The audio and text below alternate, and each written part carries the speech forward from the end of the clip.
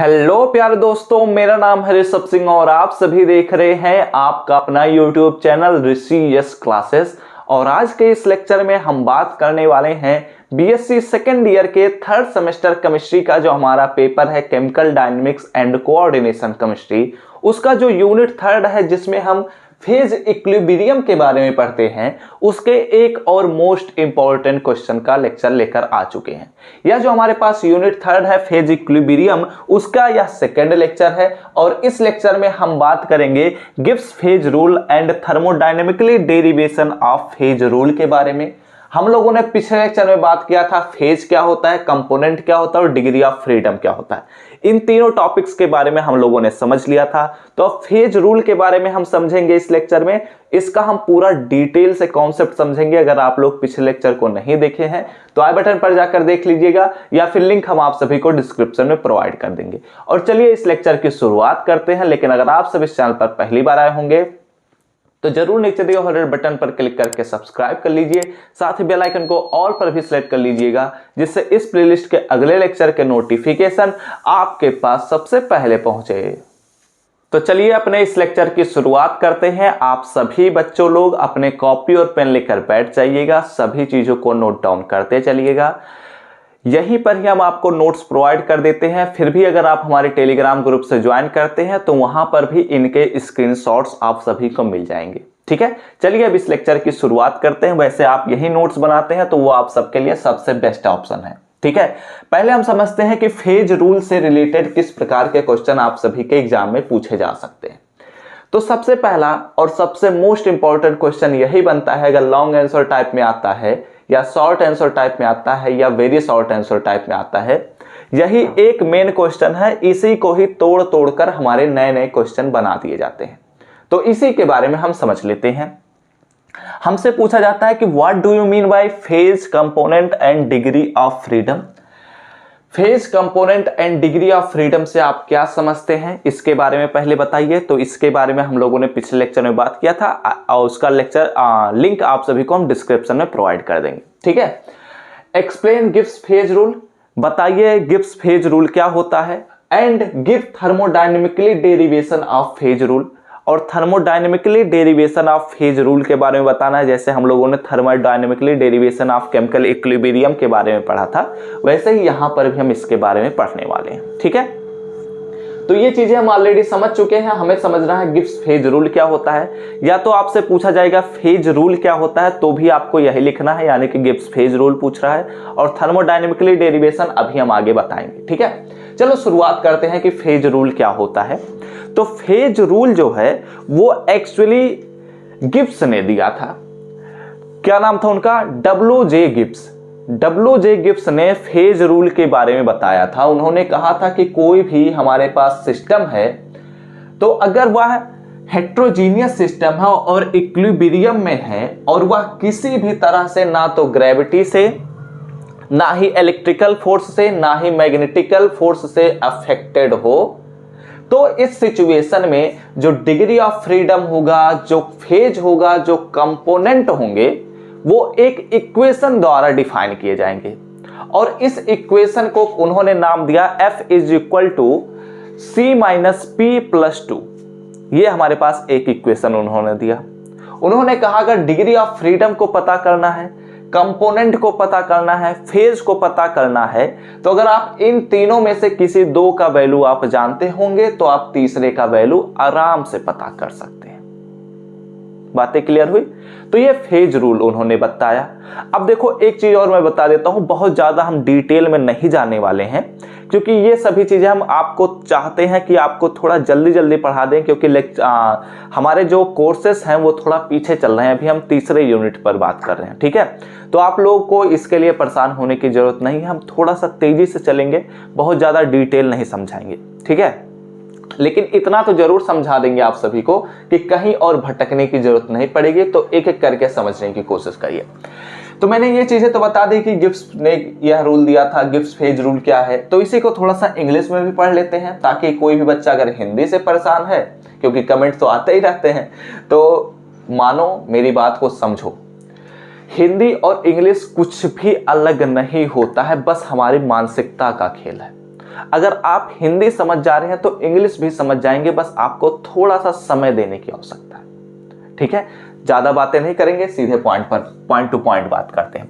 Gibbs ने, according to Gibbs, if any heterogeneous system in equilibrium is not affected by electrical and magnetic forces और by gravity, then the degree of freedom F, number of components C and number of phases P are connected by means of the equation F is equal to C minus P plus 2। यहां पर एक और चीज ध्यान से देख लो, इसमें हमारे पास मास का कहीं भर उपयोग नहीं किया गया है। मास यानी कि जो हमारे पास सिस्टम है उसके मास से कोई भी अफेक्ट नहीं होता है। ठीक है, तो ये गिब्स ने दिया था। आई होप आप लोग समझ चुके होंगे अब क्या कहना चाहता हूं मैं। एक हेट्रोजीनियस, कोई भी एक हेट्रोजीनियस इक्विलिब्रियम में है और वह किसी भी इलेक्ट्रिकल, मैग्नेटिक एंड ग्रेविटी के फोर्स से अफेक्ट नहीं होता है, तो उस सिस्टम का, उस हेट्रोजीनियस सिस्टम का जो डिग्री ऑफ फ्रीडम है, नंबर ऑफ कंपोनेंट है, नंबर ऑफ फेजेस हैं, वो एक इक्वेशन द्वारा कनेक्टेड होते हैं, जो कि ये इक्वेशन हमारे पास लिखा हुआ है। समझ में आ गई बात? तो ये आप लोग स्क्रीनशॉट ले लीजिए। उसके बाद हमारा गिब्स फेज रूल यही खत्म हो गया। बस इतना ही आपको लिखना था, इसमें और कुछ भी लिखने की जरूरत नहीं है। आपको बस अब इतना पढ़ना है, गिब्स जो हमारे पास थर्मोडायनेमिकली डेरिवेशन है उसके बारे में। चलिए अब हम बात करते हैं। तो चलिए अब हेडिंग डालिए आप सभी बच्चों लोग, thermodynamic derivation of phase rule. अब इसके बारे में हम पूरा डिटेल से बात करने वाले हैं, कैसे कैसे हम स्टेप्स लेने वाले हैं, क्या क्या हम चीजें करने वाले हैं, इन सभी चीजों के बारे में आप लोग समझिएगा। ठीक है, देखो यहां पर हम सबसे पहले कुछ चीजों के बारे में जानते हैं और उन चीजों के बारे में हम पहले से ही मेंशन कर लेते हैं। पहले चूंकि हमारे पास दिया गया है, consider a heterogeneous system in equilibrium consisting of C components distributed in P phases. क्या कहता है समझने की कोशिश करिए। हमारे पास एक हेट्रोजीनियस सिस्टम है। ठीक है, हेट्रोजीनियस सिस्टम और होमोजीनियस सिस्टम आप सभी को मैंने ऑलरेडी बताया है। इक्विलिब्रियम क्या होता है यह भी मैंने आप सभी को बताया है। तो वही चीजें यहां पर दी गई हैं कि हमारे पास एक हेट्रोजीनियस सिस्टम है जो कि इक्विलिब्रियम में है, तो वह C कंपोनेंट्स को रखता है और वह P फेजेस में डिस्ट्रीब्यूटेड है। C नंबर ऑफ कंपोनेंट्स को रखता है और P नंबर ऑफ फेजेस में डिस्ट्रीब्यूटेड है, मतलब उसमें बटा हुआ है। और मैंने आप सभी को ऑलरेडी बताया है कंपोनेंट क्या होता है, फेज क्या होता है। तो आगे बढ़ ही सकते हैं। आगे बोलता है the degree of freedom of this system is equal to the number of independent variable which must be fixed arbitrarily to define this system completely. ये एक्चुअली अगर आप लोग ध्यान से देखें तो डिग्री ऑफ फ्रीडम का ही तो डिफिनीशन लिखा गया है। बोला जा रहा है कि डिग्री ऑफ फ्रीडम उस सिस्टम का उतने नंबर, उतने वेरिएबल्स की संख्या के बराबर ही होगा जिन्हें हम फिक्स कर दें तो हमारा जो पूरा सिस्टम होगा वह कंप्लीटली डिफाइन होगा। और इसके बारे में हम डिग्री ऑफ फ्रीडम के बारे में भी, डिग्री ऑफ फ्रीडम वाले पॉइंट में भी हम लोगों ने समझा था कि डिग्री ऑफ फ्रीडम क्या होता है। तो यही चीजें वहां पर भी मैंने आपको लिखवाया था। तो ये सभी चीजें आप सभी को पहले से ही पता है। अब आगे बढ़ते हैं। अब हमारा जो मेन काम है वहां पर आते हैं। यहां पर बोला जा रहा है एट इक्विलिब्रियम, हमारा जब सिस्टम दिया गया है कि इक्विलिब्रियम में है तो हम क्या लिखें, एट इक्विलिब्रियम, मतलब इक्विलिब्रियम पर। Each phase has the same temperature, चाहे कोई भी फेज हम उठाएंगे उसका जो टेम्परेचर होगा वह सेम होगा और प्रेशर भी हमारा सेम ही होता है। ये एक पॉइंट है, आप लोग याद भी कर लीजिएगा। Each phase has the same temperature and pressure, चाहे कोई भी फेज हम ले, चाहे कोई भी फेज हम ले, उसका जो टेम्परेचर होता है और प्रेशर होता है वह कांस्टेंट होता है। ठीक है, इसीलिए यहां पर लिख दिया गया है, सॉरी कांस्टेंट नहीं, सेम होता है। ठीक है, तो इसलिए यहां पर हमने लिख दिया। So there is one temperature and one pressure variables for the whole system. तो पूरे सिस्टम के लिए हमारे पास केवल एक ही टेम्परेचर वेरिएबल है, केवल एक ही प्रेशर वेरिएबल है, वो बदल नहीं सकते। ठीक है, यानी कि वो एक तरीके से हम कह सकते हैं कि फिक्स्ड हो चुके हैं। So there are only two variables, इसलिए वहां पर कितने वेरिएबल्स हुए, दो वेरिएबल्स हुए। लेकिन ये टेम्परेचर और प्रेशर के पॉइंट ऑफ व्यू से हमने बात किया, अभी कंसंट्रेशन के पॉइंट ऑफ व्यू से हमने बात नहीं किया है। तो अब अगला जो पॉइंट आता है वह कंसंट्रेशन के वेरिएबल्स पर है। ठीक है, आसान आसान से लाइंस लिखे हुए हैं, बस इनके मीनिंग निकालने हैं और मीनिंग निकाल लिए तो आपका काम हो गया। और एक चीज मैं बता देता हूं आप सभी को, ये एक्चुअली एक ऐसा कोई गिब्स और एक और साइंटिस्ट थे, उन दोनों ने मिलकर एक नया रूल दिया था और उन्हीं रूल में से थोड़े से पार्ट को निकालकर ये वाला प्रूफ कराया गया है। तो अगर उस वाले हम रूल को, अगर आपके सिलेबस में होता है उस वाले रूल को अगर हम समझाते तो ये चीजें आपको बहुत ही आसानी से समझ में आती, लेकिन वो रूल आप सबके सिलेबस में है नहीं, तो थोड़ी थोड़ी चीजें आप सभी को इधर उधर मिल भी सकती हैं, जैसे आगे चलकर अभी मिलने वाला है, तो उसे आपको याद करना पड़ेगा। ठीक है, कोई रास्ता है नहीं उसके लिए। तो चलिए आगे बढ़ते हैं। हमने अभी देखा कि हमारे पास पूरे सिस्टम के लिए दो ही वेरिएबल्स मिल रहे हैं अभी तक, एक टेम्परेचर और एक प्रेशर। अब आगे बढ़ते हैं कि द नंबर ऑफ कंपोजिशन और कंसंट्रेशन वेरिएबल्स इज मच मोर। क्या कहता है कि हर एक फेज में जो हमारे पास कंसंट्रेशंस के वेरिएबल हैं या फिर कंपोजिशन के जो वेरिएबल्स हैं, उनकी जो संख्याएं होती हैं वो एक नहीं होती, दो नहीं होती, तीन नहीं होती, बल्कि वो बहुत सारे होते हैं। इसीलिए यहां पर लिखा गया है द नंबर ऑफ कंपोजिशन और concentration variables is much more each for each phase. हर एक फेज के लिए जो हमारे पास कंसंट्रेशन के वेरिएबल कहें या कंपोजिशन के वेरिएबल्स कहें, ये बहुत सारे होते हैं, बहुत अधिक होते हैं। ठीक है, ये चीज यहां पर लिखा गया है। अब यहां पर आगे बढ़ते हैं। इन ऑर्डर टू डिफाइन, अगर हमें डिफाइन करना है कि कितने कंसंट्रेशंस वेरिएबल हैं या कितने कंपोजिशन वेरिएबल हैं, तो कैसे हम करेंगे? इसके लिए क्या किया गया, द नंबर कहा गया in order to define the composition of each phase, हर एक फेज के लिए कंपोजिशन को डिफाइन करने के लिए it is necessary to mention C-1 composition variables. क्या कहता है कि अगर हमें हर एक फेज के लिए कंपोजिशन को डिफाइन करना है, उसे व्याख्या करना है उसका, तो क्या कर सकते हैं, उसे पता करना है तो क्या कर सकते हैं हम, it is necessary to mention, यह बहुत ही आवश्यकता है कि हम C-1 कंपोजिशंस वेरिएबल्स को उठा लें। क्योंकि अगर हमारे पास टोटल C कंपोनेंट्स हैं या C कंपोजिशन कहें, तो जो हमारे पास C कंपोनेंट्स हैं उनके लिए टोटल हमारे पास कितने कंपोजिशन हुए, C हुए।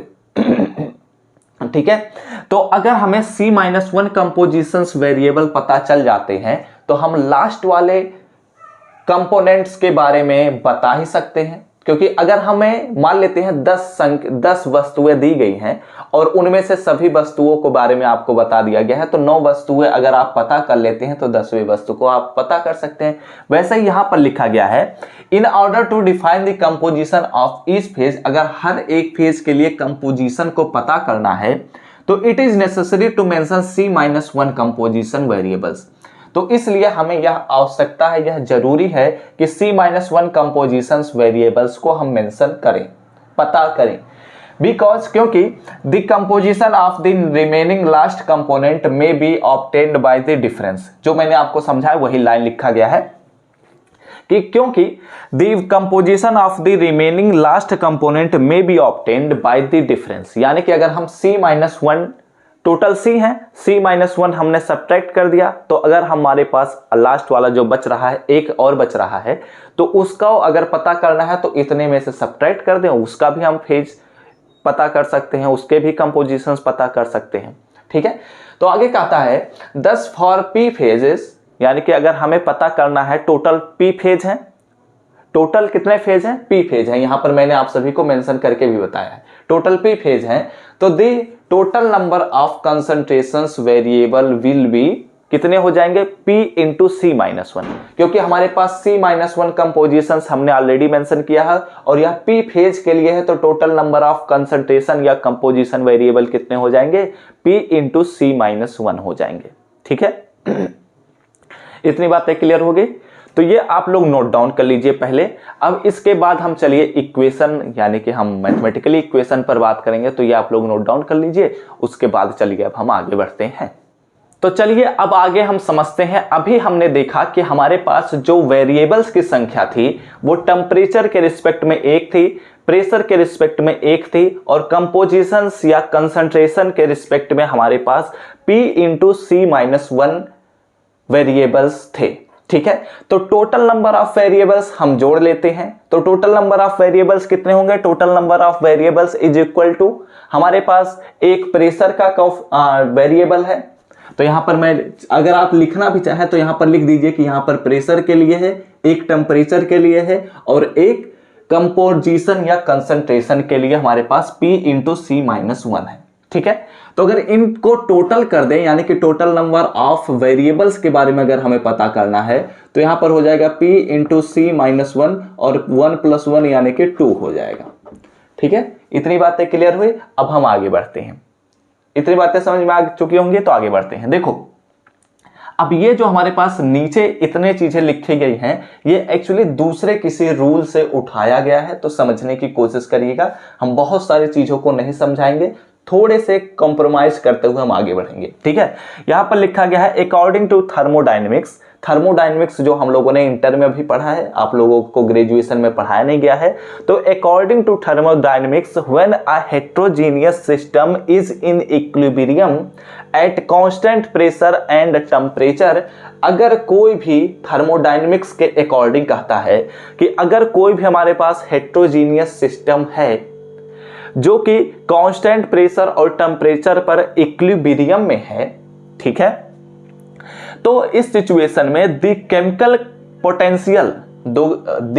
पोटेंशियल जिसे हम म्यू से रिप्रेजेंट करेंगे, of any given component must be the same in every phase. क्या कहता है कि कोई भी अगर हमारे पास सिस्टम है जो कि हेट्रोजीनियस सिस्टम है और वह कांस्टेंट प्रेशर और कांस्टेंट टेम्परेचर पर किसमें है? इक्विलिब्रियम में है, तो इस सिचुएशन में जो केमिकल पोटेंशियल म्यू होगा किसी भी गिवन कंपोनेंट के लिए हर एक फेज में सेम ही होता है। अब सवाल उठता है कि केमिकल पोटेंशियल क्या होता है, तो इसके बारे में हम यहाँ पर पूरा डिटेल से नहीं बात करेंगे। ये एक्चुअली हम हो सकता है किसी आगे के टॉपिक में आपको समझा देंगे, नहीं तो यह लेक्चर बहुत बड़ा होने लग जाएगा। और यह एक थोड़ा केमिकल पोटेंशियल जो है यह एक अलग टॉपिक है जो आपके सिलेबस में अभी नहीं है, तो इसलिए मैं नहीं बता रहा हूँ। ठीक है, तो यहां पर क्या कहता है कि हर एक फेज में सेम होता है।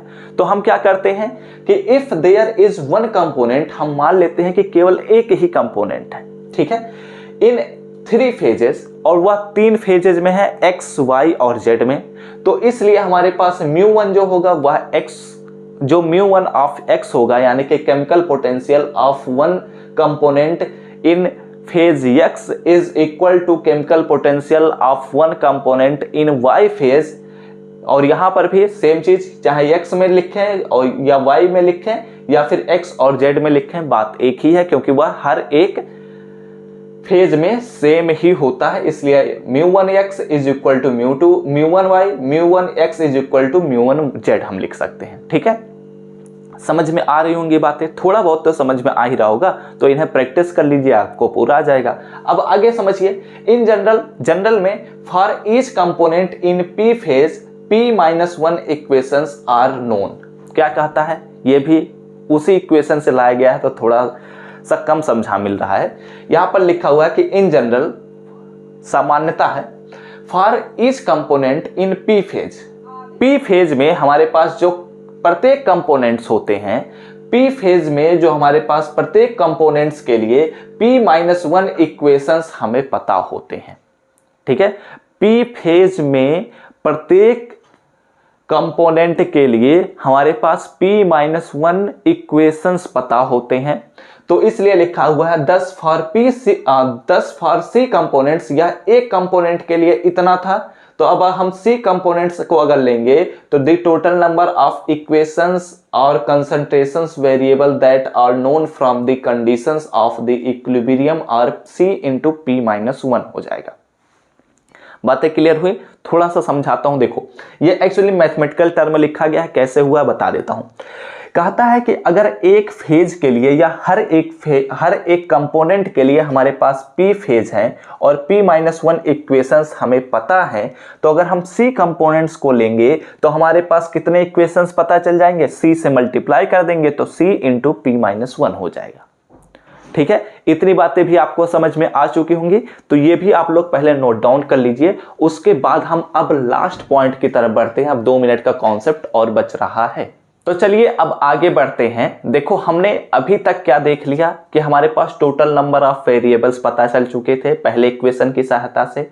दूसरे इक्वेशन में हमने क्या देखा कि हमारे पास total number of concentrations variables पता चल चुके हैं जो कि फिक्स्ड हैं। उनकी संख्या हमने दूसरे वाले इक्वेशन में पता किया, जो अभी यहां पर लिखा हुआ था c इंटू पी माइनस 1 लिखा हुआ था। ठीक है, तो अगर हमें डिग्री ऑफ फ्रीडम पता करना है तो क्या पता करना पड़ता है कि टोटल नंबर ऑफ वेरिएबल्स और उनमें से कितने ऐसे वेरिएबल्स हैं जो फिक्स्ड हैं, उन्हीं को हमें पता करना पड़ेगा। उनमें से सब्ट्रैक्शन कर लेंगे तो वही हमारा डिग्री ऑफ फ्रीडम का कॉन्सेप्ट होता है।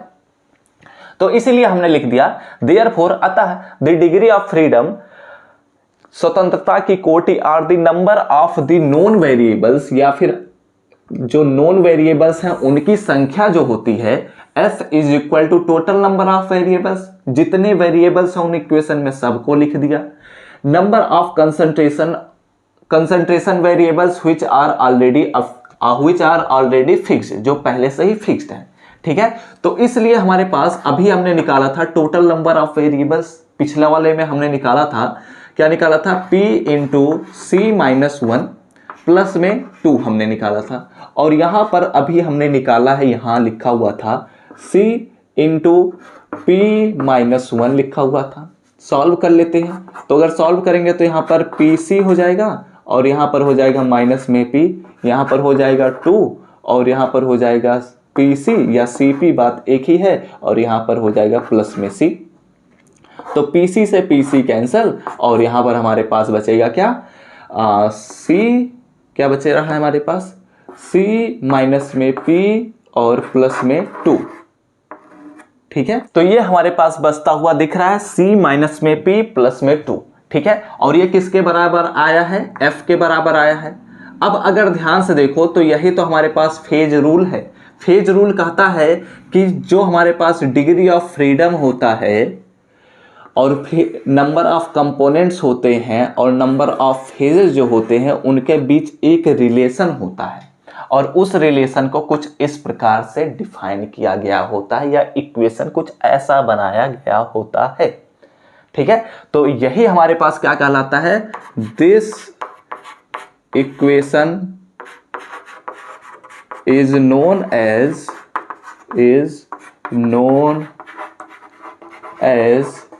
Gibbs phase rule, Gibbs phase rule।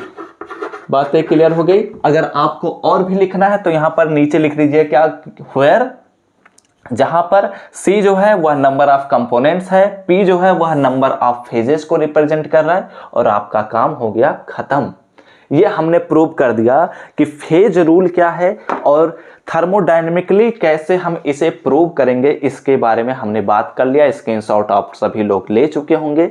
तो देखो, ये जो क्वेश्चन आप सभी से पूछा जाएगा इस चैप्टर का, आई थिंक यही एक इंपॉर्टेंट क्वेश्चन भी है जो आपको लॉन्ग आंसर टाइप में देखने को मिलेगा।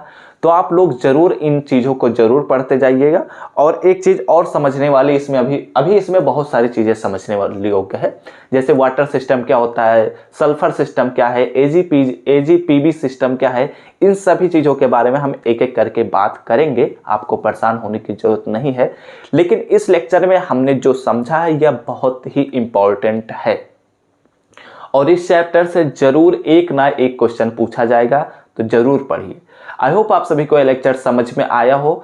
अगर कॉन्सेप्ट समझ में आया हो तो लाइक करिएगा, साथ ही साथ कमेंट करके बताइएगा कि क्या आप सभी को यह लेक्चर समझ में आया है या नहीं। कुछ चीजें ऐसी होंगी जो आपको शायद ना समझ में आई हो, क्योंकि ये किसी और इक्वेशन से लाकर दूसरे इक्वेशन में जोड़ा गया है, तो वहां पर कुछ टर्म्स को नहीं बताया गया है, तो इसलिए ऐसा हो सकता है आपको थोड़ी सी परेशानियां हो सकती हैं, लेकिन वो आप प्रैक्टिस करेंगे तो आपको वो भी आ जाएगा, आपको डरने की बात नहीं है। ठीक है, तो अगर आप सभी इस चैनल पर पहली बार आए होंगे तो जरूर सब्सक्राइब करने के साथ बेल आइकन को ऑल पर भी सिलेक्ट कर लीजिएगा। तो हम सब मिलते हैं अपने नेक्स्ट लेक्चर में, तब तक पढ़ते रहिए, संघर्ष करते रहिए और सफल होते रहिए।